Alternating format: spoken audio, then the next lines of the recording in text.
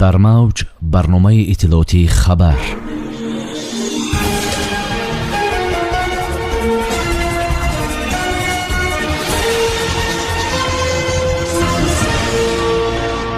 барканории борону мансаби нави партов президенти мамлакат дар вазорати корҳои дохилӣ тағйироти кадрӣ карданд. дар тоҷикистон як генерал зиёд шуд. нохушӣ дар оилаи гурезов, ҳалокати ду бародари ҷавон дар пайи садамаи нақлиётӣ. лавров замони кушодани марзҳои русия барои донишҷӯёни хориҷиро изҳор дошт. ҳалокати муҳоҷири 23 солаи тоҷик бар асари зарбаи шадиди барқ дар Петербург. шарҳи ин ва дигар хабарҳо бо шумо ҳастам. Амлоева, салом.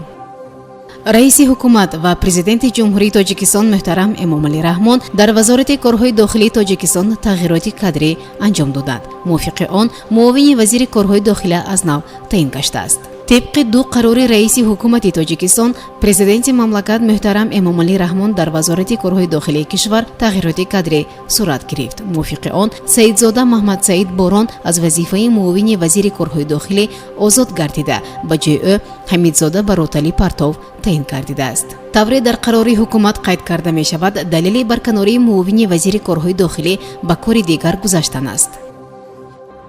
бо як фармони президенти ҷумҳурии тоҷикистон муҳтарам Эмомалӣ Раҳмон дар тоҷикистон сафаи генералҳо боз як нафар бештар гардид. тавре дафтари матбуоти президенти мамлакат гузориш медиҳад, мувофиқи фармони роҳбари давлат таҳти рақами 1607 ба фармондеҳи қошунҳои дохилии вазорати корҳои дохилии ҷумҳурии тоҷикистон полковник Рауфзода Сӯҳроб Орзу рутбаи генерал-майор дода мешавад.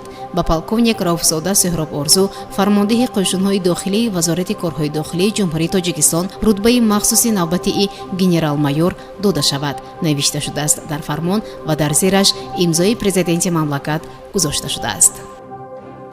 вазорати корҳои дохилии тоҷикистон аз рухдоди як садамаи мутиши нақлиётӣ хабар медиҳад, ки дар пайи он ду бародар ба ҳалокат расиданд.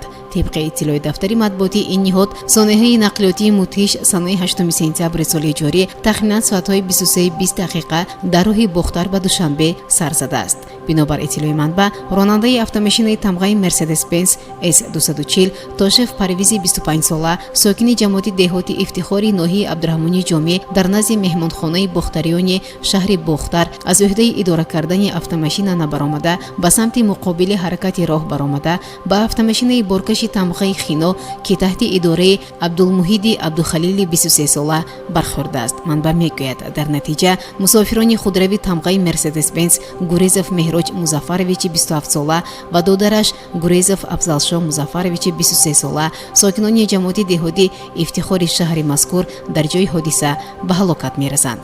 мусофири дигари автомошинаи мазкур Қосимов Қурбоналӣ Эмомович, соли таваллудаш 1989, сокини ҳамон ҷо ва худи ронанда Тошев Парвиз ба саломатиашон ҷароҳатҳои вазнини ҷисмонӣ бардошта дар беморхона бистарӣ мекарданд, афзудааст манба. аз рӯи ин ҳодиса таҳқиқот идома дорад. қарор дар бораи вазъи донишҷӯёни хориҷӣ, ки дар Федератсияи Русия таҳсил мекунанд, аз ҷониби мақомоти эпидемиологӣ қабул карда мешавад, гуфт вазири корҳои хориҷии Русия Сергей Лавров. ҳама тасмимҳои марбутаро ситоди фаврӣ қабул мекунад. ин масъалаи сиёсати хориҷӣ ва ҳатто саволи вазорати маориф нест.